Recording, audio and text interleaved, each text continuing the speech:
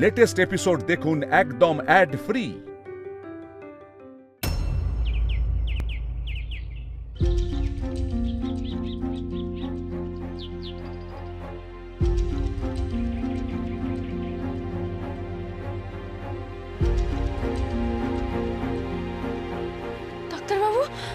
ডাক্তারবাবু কোথায় গেল? তাকে তো দেখছি না। তাহলে কি আমি ডাক্তারবাবুকে খুঁজে পাইনি? এতক্ষণ স্বপ্ন দেখছিলাম। ডাক্তারবাবু, ও ডাক্তারবাবু, ডাক্তারবাবু কোথায় তুমি? ডাক্তারবাবু। গৌরী,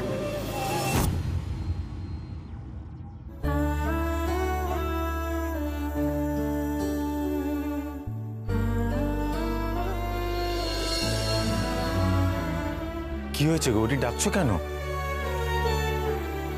ডাক্তারবাবু, এই তো তার মানে আমি তোমাকে হারিয়ে ফেলিনি। আমি স্বপ্ন দেখছিলাম না। আমি তোমাকে চিরজীবনের মতো হারিয়ে ফেলিনি ডাক্তারবাবু। গৌরী, গৌরী শান্ত হও, এত অস্থির হওয়ার কিচ্ছু হয়নি। এই তো আমি আছি তোমার কাছে। এত চিন্তা কেন করছো গৌরী? আমি এবার থেকে তোমার পাশেই আছি গৌরী।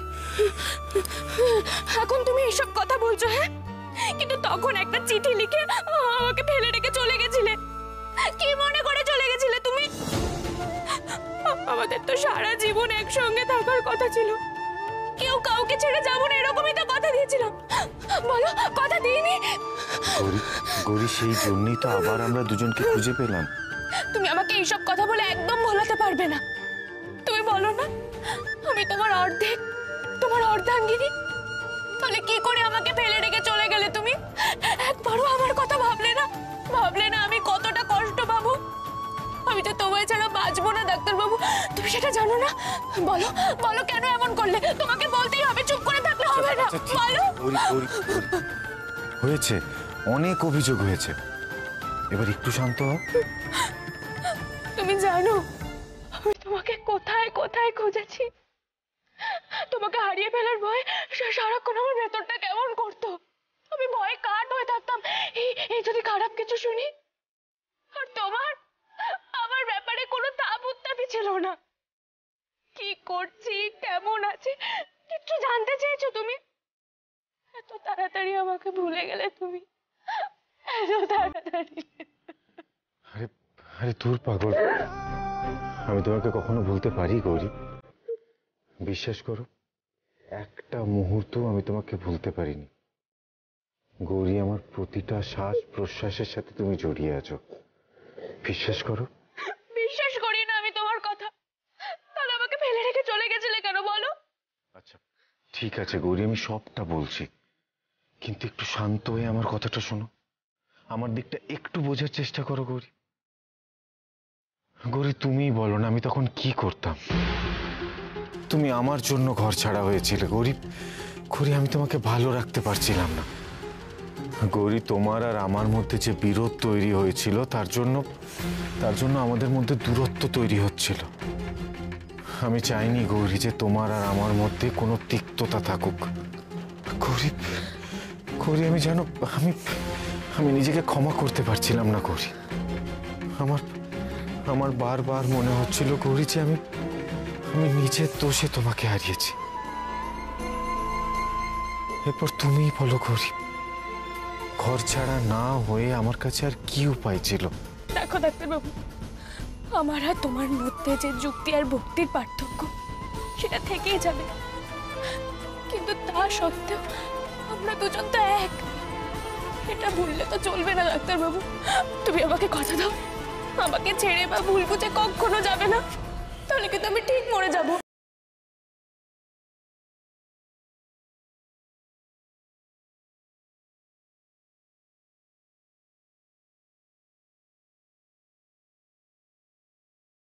সব মরার কথা মুখেও আনবে না গৌরী। তুমি একা স্বার্থপরের মতো মরে যাবে, আর তাহলে আমার কি হবে গৌরী? আমি কি নিয়ে বাঁচব গৌরী? আমিও তো তাহলে মরে যাব। আর তুমি জানো গৌরী, আমি এসব পরজন্ম, স্বর্গ, আত্মা এসবে বিশ্বাস করি না। আমার কাছে মরে যাওয়াই মানে চিরবিচ্ছেদ, আর সেটা হবে না গৌরী। তাই তুমি আর আমি, আমরা কেউ এত তাড়াতাড়ি মরবো না গৌরী। আমরা বাঁচব, আমরা চিরদিন একসাথে বাঁচব। আমি অত শত বুঝি না, তোমাকে কথা দিতেই হবে ব্যাস। আচ্ছা আচ্ছা, ঠিক আছে, আমি কথা দিলাম গৌরী, আমার ভুল হয়েছিল। আমি আর কোনোদিনও তোমাকে ছেড়ে যাব না, ঠিক আছে?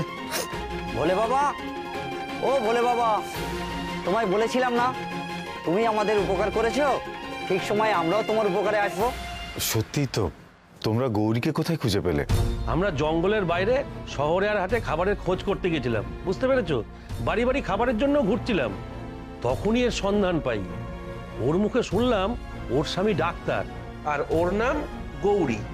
তখনই মনে হলো ও তোমারই স্ত্রী, কিন্তু তুমি তো আজ পর্যন্ত তোমার নাম বলনি, তাই তোমার স্ত্রীকেও তোমার নামটা বলতে পারিনি। আচ্ছা, তোমরা ডাক্তারবাবুকে ভোলে বাবা বলে ডাকো কেন গো? সারাদিন উদাস হয়ে বসে থাকতো যে, আর দীর্ঘশ্বাস ফেলে বলতো গৌরী গৌরী। এরকম আপন ভোলা মানুষ যার মুখে শুধু গৌরীরই নাম, তাকে ভোলে বাবা ছাড়া আর কি বলে ডাকবো বলো? আমরা নিজেরাই নাম দিয়েছি ভোলে বাবা। আচ্ছা তুমি বলো, এই নামটা উপযুক্ত কিনা? একদম সঠিক নাম দিয়েছ।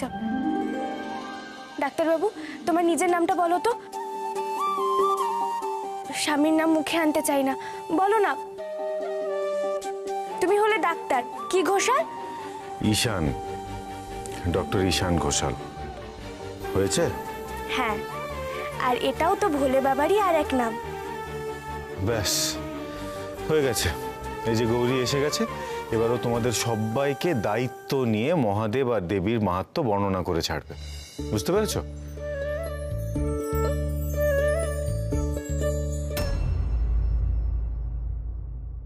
না মেজদা, এত সহজে আমি নিশ্চিন্ত হতে পারছি না। নিশ্চিন্ত হয়ে আমি খুশিতে আত্মহারা হয়ে যাব সেটা আমি পারছি না, কারণ এর আগে বহুবার এমনটাই হয়েছে। আমি ধরে নিয়েছি ওরা বেঁচে নেই, কিন্তু জানতে পেরেছি ওরা বেঁচে আছে। তাহলে তুই নিশ্চিত খবর পাবি কি করে? আমি কিন্তু চুপ করে বসে নেই, আমার কাজ আমি ঠিক করেছি। আমার লোক আমি পাঠিয়ে দিয়েছি সেই অঞ্চলে যেখানে ঈশান আছে, সেই অঞ্চল খুঁজতে পাঠিয়েছি। কি বলছিস কি তুই? আর শুধু তাই নয়, এটাও বলা আছে গৌরীকে খুঁজে পেলে ওকে যেন মেরে ফেলা হয়, আর ঈশানকে খুঁজে পেলে ওকে যেন চোখে চোখে রাখা হয়, কারণ কোনোভাবেই ওকে এখানে ফিরতে দেওয়া যাবে না।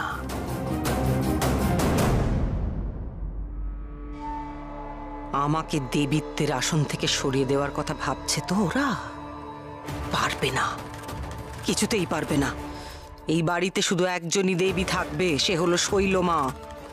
যে বা যারা আমার আসন কাটতে পারে তাদের কাউকে আমার পথে আসতে দেব না। সব পথের কাঁটা তুলে দেব আমি।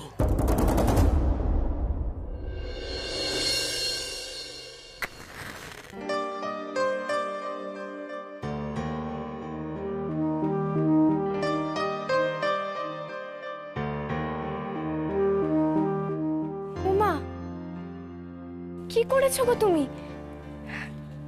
কি সুন্দর লাগছে গো।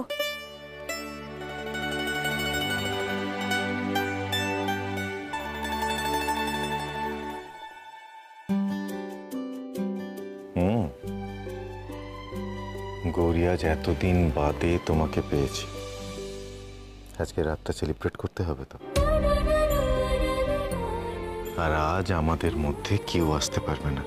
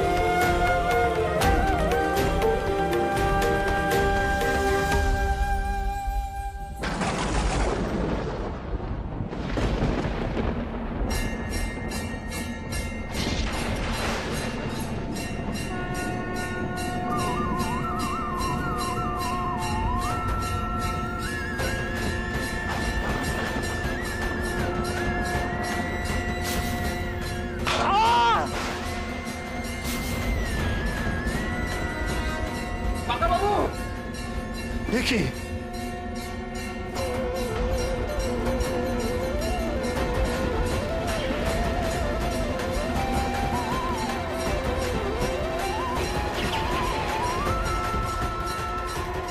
দেখি এ কিসের সংকেত? এ যে মহাপ্রলয় ঘটছে, নাকি অন্য কিছুর ইঙ্গিত?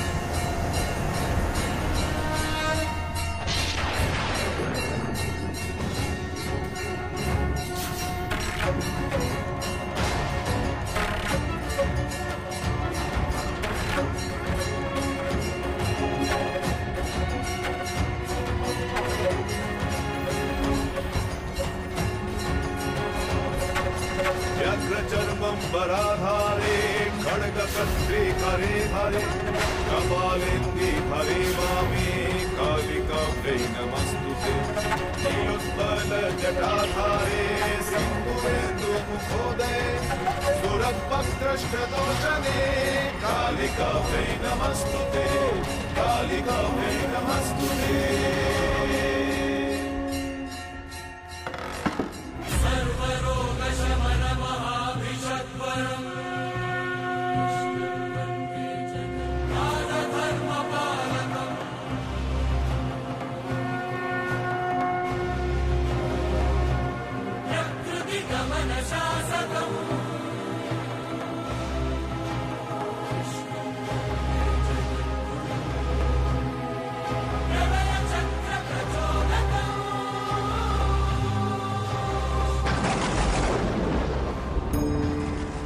মহামিলনের ফলে জন্ম নেবে অশুভ শক্তি বিনাশকারী এক শিশু। সমস্ত পাপের সংহার করে শুভ শক্তি প্রতিষ্ঠা করবে সে, কিন্তু তার প্রাণ সংশয় অনিবার্য। তাকে রক্ষা করার দায়িত্ব তোমার। ডাক্তারবাবু, কি শুনলাম? প্রাণনাশের বিপদ? এত সিরিয়াসলি নিচ্ছ কেন এসব? কেউ নিশ্চয়ই মজা করছে, দাঁড়াও আমি দেখে আসছি।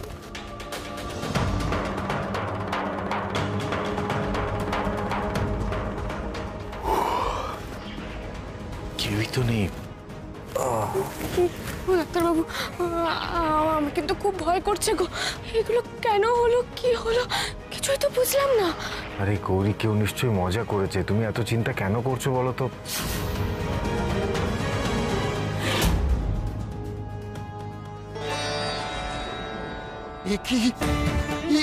এ কি সাংঘাতিক অলৌকিক কাণ্ড! মা ঘুমটা খালির ঘুমটা খসে গেল কি করে?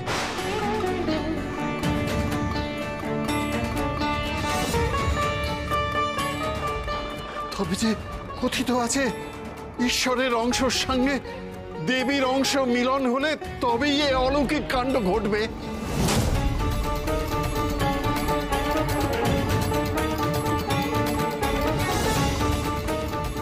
সেরকমই কি কিছু?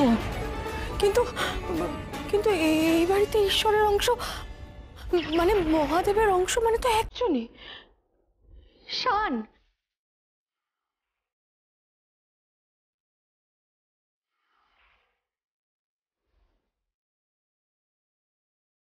তার অর্ধাঙ্গিনী এই তো দেবীর অংশ।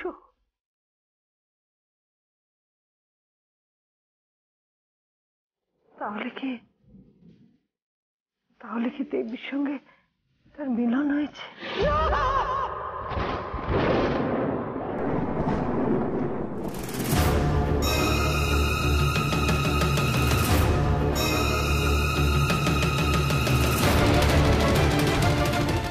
তো পুলিশ যে বললো যে গৌরীকে নাকি খুঁজেই পাওয়া যাচ্ছে না, আর ঈশান এমন জায়গায় গেছে যে সেখান থেকে ফিরে আসার সম্ভাবনা কম।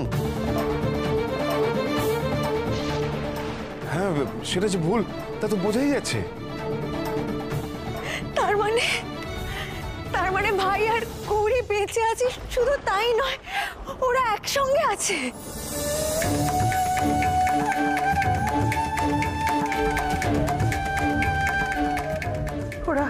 ওরা একে অপরকে খুঁজে নিয়েছে, আর প্রমাণ তো চোখের সামনে দেখাই যাচ্ছে।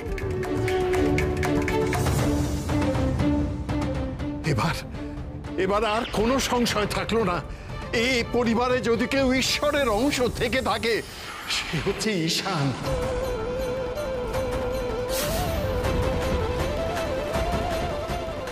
মহাদেবের অংশ, তার জন্যই ঘোমটাকালীর ঘোমটা খসে গেছে।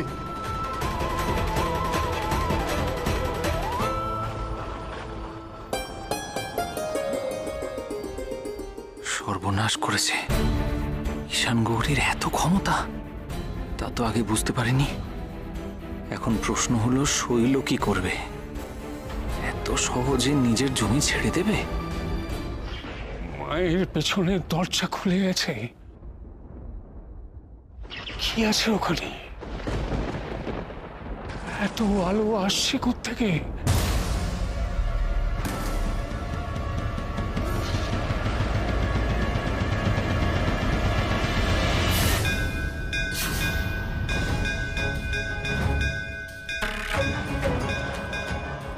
ওদিকে যাওয়ার চেষ্টা করিস না ভাই,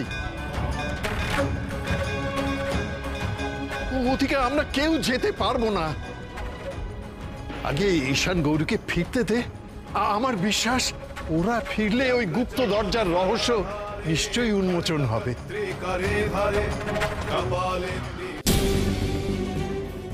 এই নাও, তুমি একটু জল খাও। নাও। দেখো ডাক্তারবাবু, এই কথাগুলো তো শুধু আমি একা শুনিনি, তুমিও তো শুনলে। ঠিক আছে, আগে জলটা খাও। হ্যাঁ, আমি শুনেছি গৌরী, কিন্তু তার সাথে তো আমি এটাও বলছি যে কেউ হয়তো আমাদের ভয় দেখাতে বা মজা করার জন্য বলেছে। কিন্তু কেন এমন কেউ করবে? আর ওই গলাটা শুনে তো মনে হলো না ওটা কোনো মানুষের গলা ছিল। কেমন চারিদিকে গম গম করছিল, মনে হলো যেন কোনো দৈব বাণী। কি?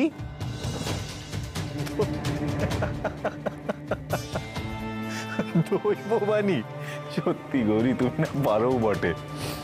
আসলে কি হয়েছে বলো তো গৌরী, এই এতদিন ধরে তুমি একা একা ঘোরাঘুরি করছিলে তো, তোমার মনটা অশান্ত হয়ে আছে, তাই এরকম উদ্ভট চিন্তা ভাবনা শুরু হয়েছে।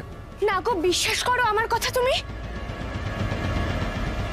কে কে ওখানে?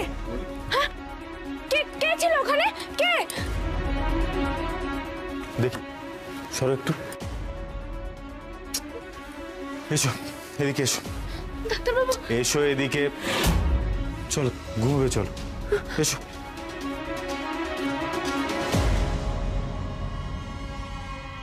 গৌরী, এত চিন্তা কেন করছো? আমি তো আছি পাশে, ঘুমিয়ে পড়ো। তোমাদের নিশ্চিন্তে ঘুমানোর রাত শেষ হয়েছে, এরপর আর চোখে ঘুম আসবে না। আমি ভুল জানতাম, এতগুলো বছর আমি মিথ্যের পাহাড়ের উপর বসেছিলাম। আমি কেউ নই, আমি কিচ্ছু নই। আমি শৈলবা নই, আমি শুধু শৈলজা।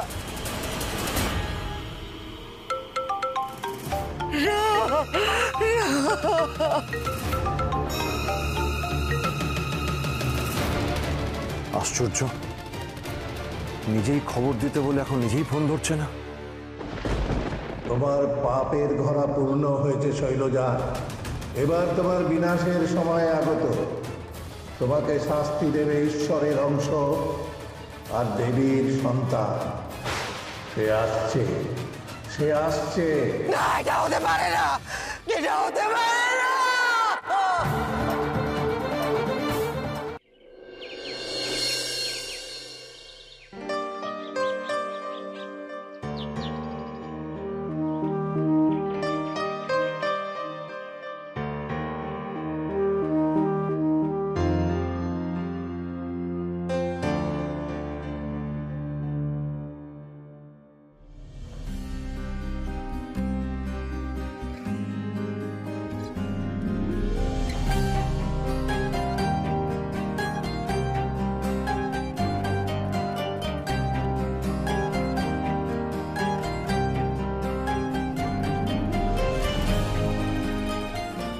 কি করছো ডাক্তারবাবু? সরো সরো। কেন? তো এখানে তোমার আবার তাড়া কিসের? এখানে তো তোমার মাও নেই আর রান্নাঘরের ছোটাছুটিও নেই, তাহলে কিসের তাড়া এত? ও মা, মায়ের সঙ্গে কথা বলতে গেলে আবার মন্দিরে যেতে হয় নাকি? আমি বলেছি না, মা আমার বুকের ভেতর থাকে। তার মানে তোমার মা এখানেও আমাদের পিছু ছাড়বে না, তাই তো? যাই হোক, এসব কথাবার্তা ছাড়ো, একটু জলদি রেডি হয় না, আমরা বেরোবো। কেন গো, কোথায় যাব? এরকম সুন্দর একটা জায়গাতে এসছো, আর চারপাশটা দেখবে না? এখানকার মানুষগুলো গরিব হতে পারে গরিব, কিন্তু প্রকৃতি অকৃপণ হস্তে এখানে নিজেকে সাজিয়েছে। এখানে এত সুন্দর সুন্দর জায়গা আছে না, যে দেখলে তোমার মন ভালো হয়ে যাবে। আমি আমার পরিকল্পনা বদলেছি। গৌরীর কথা পরে ভাবা যাবে, সবার আগে ঈশানকে শেষ করো। আপনি যা বলছেন ভেবে বলছেন তো? ঈশানকে শেষ করে দেবো তো? যেটা বলা হচ্ছে সেটা করো। ঈশান যেন কোনোভাবে না বাঁচে, বুঝেছো? তাহলে আজই হবে ঈশানের শেষ দিন।